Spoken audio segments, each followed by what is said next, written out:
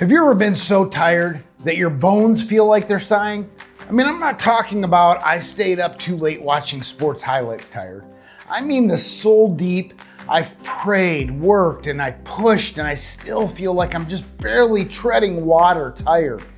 Yeah, that kind. Isaiah 40:31 hits that head on. But they that wait upon the Lord shall renew their strength.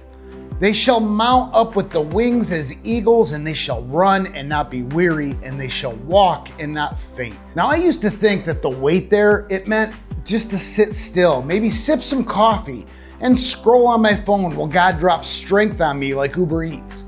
But the Hebrew word that's used here for wait, it's not passive. It means to bind together with, like cords being twisted into a rope. It's about being tightly connected to the source of the strength. Isaiah wasn't writing this verse to a bunch of fresh-faced warriors.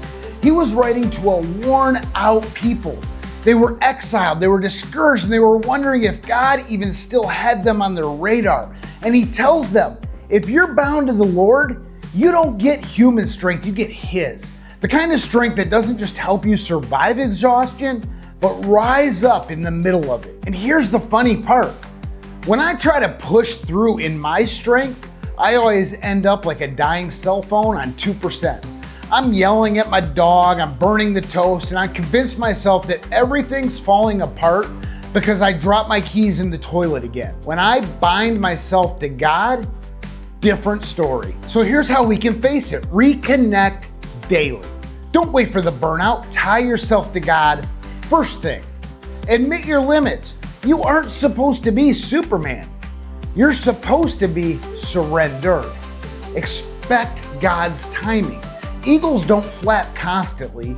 They soar while the wind carries them. Here's your challenge.